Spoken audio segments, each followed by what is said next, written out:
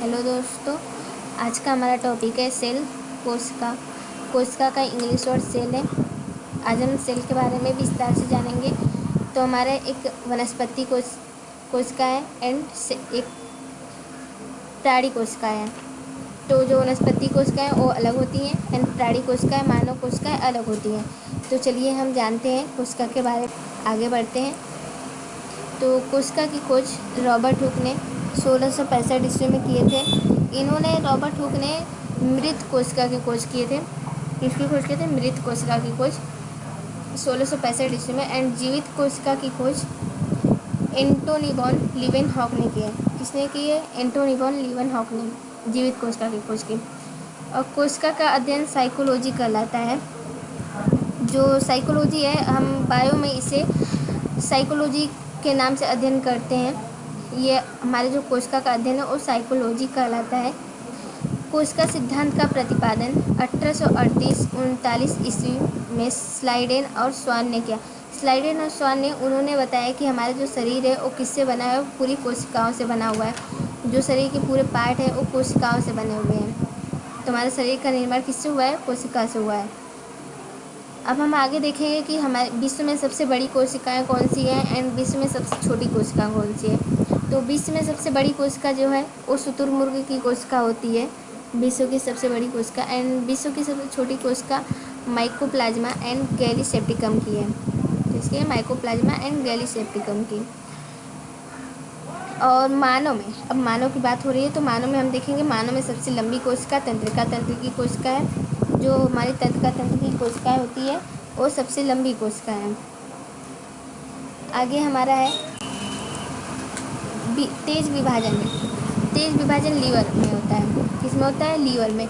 अगर हम लीवर को कहीं से काट दें, अगर वो क्षतिग्रस्त है, तो वहाँ की जो कोशिकाएं हैं वो अपनी विभाजन कर लेती हैं, उसका विभाजन करके उसे ठीक करती हैं, कटे हुए स्थान को ठीक करती हैं।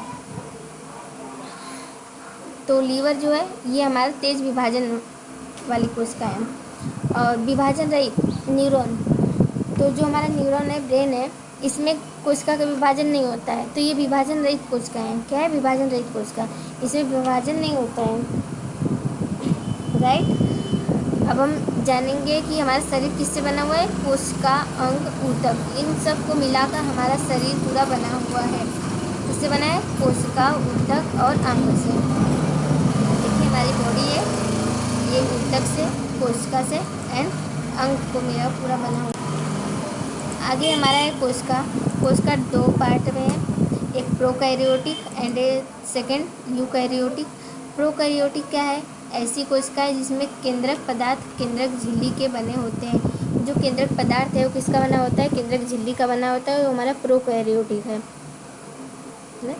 जो केंद्रक पदार्थ है वो किसका बना होता है? केंद्रक झिल्ली के बने होते हैं। तो हमारे प्रोकैरियोटिक होते हैं। एंड यूकैरियोटिक जो है वो दोहरी झिल्ली के आवरण यानी केंद्र आवरण से घिरा सुस्पष्ट केंद्रक पाया जाता है। ये दोहरी झिल्ली के आवरण है। ये किसमें पाया जाता है? पौधे एवं जंतु। पौधे में, जंतु में यूकैरियोटिक होता है। इसके उदाहरण है, यदि हम पौधे को ले लें, जंतु को ले लें, तो इस समय यूकैरियोटिक हमें देखने को मिलेगा। देखिए हमारे डायग्राम में eukaryotic and prokaryotic, ribosome, cell membrane सब इसमें। अब हम जानेंगे कोशिका के भाग। कोशिका के प्रमुख भाग कौन कौन से हैं?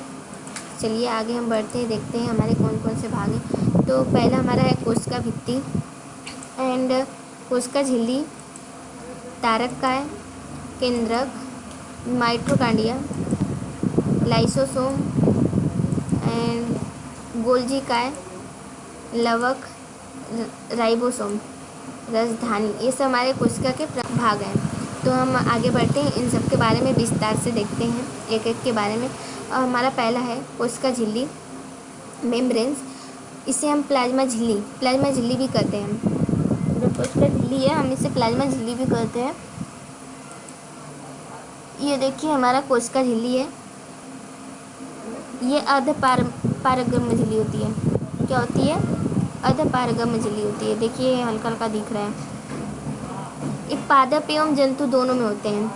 जो वनस्पति हो गई, पादप हो गए, उसमें भी ये होते हैं कोशिका झिल्ली, एंड जंतु इसमें भी होते हैं, दोनों में पाए जाते हैं। जो वनस्पति सेल होता है एंड जो मानव सेल होता है, ये दोनों में होते हैं। ये किसका बना होता है? हमारा प्रोटीन का बना होता है। किसका बना है? प्रोटीन का। कोशिका के सभी अंग इसी झिल्ली में रहते हैं। जो कोशिका के सभी अंग हो गए, सभी भाग मैंने आप लोगों को बताया, तारक काय हमारा हो गया, लाइसोसोम हो गया, लवक हो गया, रसधानी हो गया, ये सब किस में है? कोशिका झिल्ली में ही आते हैं। सब हमारा संग्रहित है, कोशिका झिल्ली में संग्रहित है। तो आगे हमारा है कोशिका भित्ति, सेल वॉल। जो सेल वॉल है, ये दो दो दो झिल्लियाँ होती है, दोहरी झिल्ली होती है। ये केवल पौधों में पाई जाती हैं। किस में पाई जाती हैं? पौधों में केवल पाई जाती हैं। ये हमारे सेल्यूलोज का बना होता है। किसका बना है? सेल्यूलोज का। और ये वनस्पति को सुरक्षा प्रदान करने का कार्य करती हैं और आकार प्रदान करती हैं। जो ये कोशिका भित्ति हमारी है, वो वनस्पति को सुरक्षा और आकार प्रदान करती हैं। आगे हमारा है तारक काय, सेंट्रोसोम। देखते हैं हमारा तारक काय क्या है। तारक काय के डायग्राम, सेंट्रोसोम, 2 सेंट्रोसोम होते हैं। खोजकर्ता, इसके खोजकर्ता कौन है? बोबरी ने इसकी खोज की थी। ये केवल जंतु कोशिका में पाया जाता है, वनस्पति कोशिका में नहीं पाया जाता है। जो तारक काय है वो केवल जंतु कोशिका में पाया जाता है, वनस्पति में नहीं पाया जाता है। जो सेल वॉल था वो केवल वनस्पति में पाया जाता है, जंतु में नहीं पाया जाता है। दोनों में फर्क है। ये कोशिका विभाजन में पुनर्निर्माण करती हैं। जो कोशिका विभाजन है उसमें पुनर्निर्माण करने का कार्य करती हैं। जो तारक काय है, अगर हमारी किसी भी स्थान की कोशिकाएं कार्य नहीं कर रही हैं या मृत हो गई हैं, तो वहाँ पे अपनी कोशिका का विभाजन करके और उसका पुनर्निर्माण करते हैं, उसके स्थान पे कार्य करने का काम तारक काय करता है। और ये जो है, ये ब्रेन न्यूरॉन में नहीं कार्य करता है। मैं आप लोगों को बताई, जो न्यूरॉन है उसमें विभाजन नहीं होता, वो विभाजन रहित है, तो उसमें यह कार्य नहीं करता तारक काय।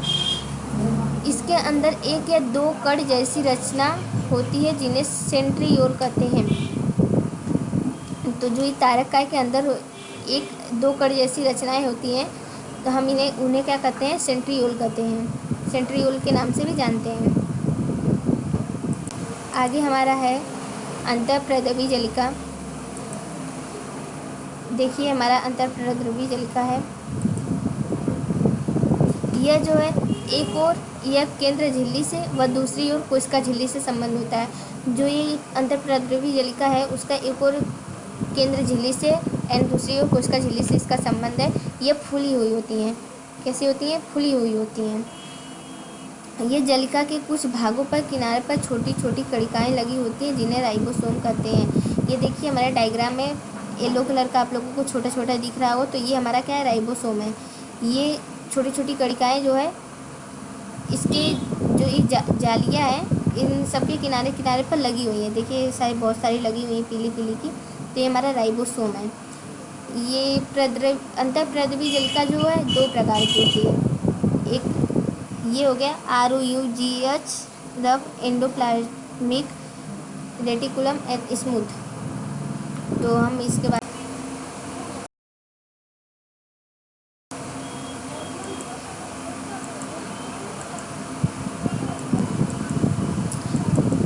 माइटोकॉन्ड्रिया के बारे में हम लोग जाने।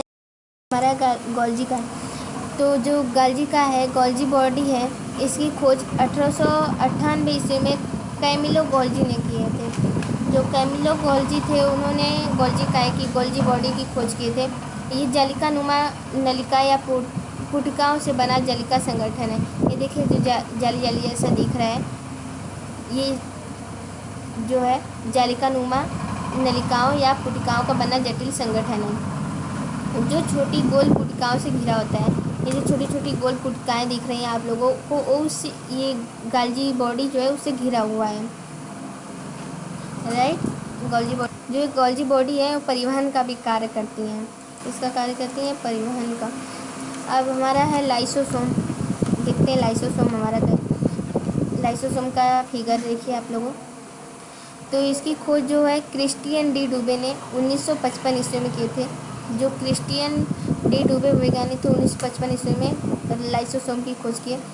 सबसे प्रमुख कार्य बाहरी पदार्थों का भक्षण एवं पाचन करना है। जो लाइसोसोम का कार्य है वो जो बाहर के पदार्थ हैं उसका भक्षण करना और उसको पाचन करना इसका कार्य होता है। और ये जल अपघटन एंजाइम 40 प्रकार के जल भरे होते हैं। इसे आत्मघाती थैली एटम बॉम्ब थैली भी कहते हैं। जो ये हमारा लाइसोसोम है इसे हम एटम बॉम्ब थैली आत्मघाती थैली भी कहते हैं। यदि कोई हमारी कोशिका जो है वो कार्य नहीं कर रही है तो जो कोशिका में सभी भाग है लाइसोसोम जो है रसधानी माइटोकॉन्ड्रिया एंड लवक जो है ये सब अगर हमारे कार्य नहीं कर रहे हैं तो ये लाइसोसोम है उन लोगों को प्रेरित करता है, उन्हें कार्य करने के लिए प्रेरित करता है। अगर वो किसी कारण अपने कार्य को नहीं करते हैं तो ये जो है आत्मघाती थैली मतलब ये जो है एक गैस के रूप में छोड़ देता है, उन्हें जला देता है, जिसे आत्मघाती थैली भी के नाम से इसीलिए इसे आत्मघाती थैली के नाम से जाने जाते हैं। और आरबीसी में लाइसोसोम नहीं होता है। जो आरबीसी है उसमें लाइसोसोम नहीं होता है। जो आरबीसी है वह प्लीहा है तिल्ली उसमें ये होता है आरबीसी। आगे हम बढ़ते हैं। आगे हमारा है लवक प्लास्टिड। देखिए डायग्राम हमारा लवक है। तो जो इसमें है इसमें पादप कोशिकाओं में पाए जाते हैं। जो लवक है वो पादप कोशिकाओं में पाए जाते हैं, जंतु में नहीं पाए जाते हैं, केवल पादप कोशिकाओं में पाए जाते हैं। ये 3 प्रकार की होती हैं। कितने प्रकार की? 3 प्रकार की होती हैं। एक हरित लवक, अवर्णित लवक और वर्णित लवक। तो हमारा हम देखेंगे हरित लवक कौन से हैं। जो ये हरित लवक है वो इसमें पड़हरित होता है। हरित लवक में क्या होता है? पड़हरित होता है। इसी की सहायता से पौधे प्रकाश संश्लेषण करता है। जो पौधा इसी की सहायता से प्रकाश का संश्लेषण करता है और भोजन को बनाता है, इसलिए इसे हरित लवक को पादप कोशिका की रसोई भी कहते हैं। जो पादप कोशिका की ये हमारा भोजन बनाने का कार्य करता है, इसलिए हम इससे क्या कहते हैं? कोशिका की रसोई भी कहते हैं। जो पादप कोशिका है उसकी रसोई कहते हैं क्योंकि ये भोजन बनाने का कार्य करता है। अब ये जो अवर्णित लवक है यह रंगहीन लवक है। यह पौधों के उन भागों की कोशिकाओं में पाया जाता है। क्या है? जो पौधों के उन भागों की कोशिकाओं में पाया जाता है जो सूर्य के प्रकाश से वंचित हो। इससे सूर्य के प्रकाश से वंचित है। जैसे जड़ में, भूमिगत तनों आदि में ये भोज्य पदार्थों का संग्रह करता है। इससे हमारे जड़ हो गए, पौधों के तने हो गए, ये सब हमारे जो है सूर्य के प्रकाश से वंचित रहते हैं। सूर्य के प्रकाश नहीं इन तक पहुँच पाता, तो ये वहाँ पे कार्य करता है। आगे हमारा है रसधानी। देखिए रसधानी हमारा है नीला वाला। एक कोशिका की निर्जीव रचना है। क्या है? कोशिका की निर्जीव रचना है। इसमें तरल पदार्थ भरा होता है। इन्हें कोशिका का भंडार भी कहते हैं क्योंकि इसमें खनिज, लवक, शर्करायन, कार्बनिक अम्ल, ऑक्सीजन, कार्बन डाइऑक्साइड, विभिन्न रंग तथा अपशिष्ट पदार्थ घुले होते हैं।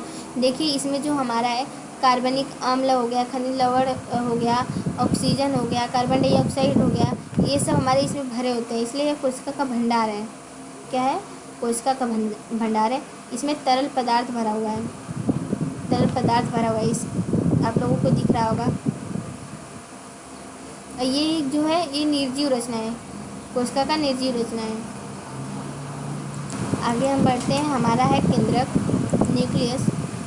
तो ये हमारा केंद्रक है। इसकी खोज रॉबर्ट ब्राउन 1831 ईस्वी में किए थे। रॉबर्ट ब्राउन ने केंद्रक की खोज किए थे। सभी कोशिकाओं को नियंत्रित करता है। ये जो है केंद्रक वो सभी जो हमारी कोशिकाएं हैं उनको नियंत्रण में रखने का कार्य करता है। और इसे ब्रेन ऑफ सेल भी कहते हैं। क्या कहते हैं? ब्रेन ऑफ सेल के नाम से भी जानते हैं। और ये जो हमारा है केंद्रक वो 70% प्रोटीन एंड 10% डीएनए, 2 से 3% आरएनए तथा 3 से 5% लिपिड से बना होता है। जो केंद्रक हमारा है इन सब प्रोटीन, डीएनए, आरएनए, लिपिड ये सब से बना हुआ है। और ये आनुवंशिकता का वाहक भी है। तो इसका आनुवंशिकता का वाहक भी है। केंद्रक में जो है केंद्रक रस, केंद्रक द्रव्य, केंद्रक आवरण, क्रोमोटियन तथा केंद्रिका ये सब पाई जाती हैं इसमें। और ये जो हमारा है ये अनुनासिकता का वाहक है, क्योंकि इसमें जनन के लिए, उपापचय परिवर्तन के लिए तथा जीवधारियों के व्यवहार के लिए अनुनासिकता सूचनाएं जो है वो उपस्थित होती हैं, केंद्रक में ही उपस्थित रहती हैं। तो ये जो हमारा है अनुनासिकता का वाहक इसलिए कहलाता है। तो इस साथ अगर आप लोगों को हमारा ये वीडियो हेल्पफुल लगा हो तो आप हमारे वीडियो को ज़्यादा से ज़्यादा लोगों को शेयर करें। अगर आप लोगों को इससे जुड़ी हुई और भी जानकारी चाहिए तो आप हमें कमेंट में बताएं, मैं आप लोगों के लिए और भी इससे ज़्यादा जानकारी देने की कोशिश करूँगी। तो इसी के साथ आप हमारे वीडियो को ज़्यादा से ज़्यादा लोगों को शेयर करें। Thanks for watching. Bye bye, take care, have a good day. मेरे चैनल को लाइक शेयर सब्सक्राइब अवश्य करें।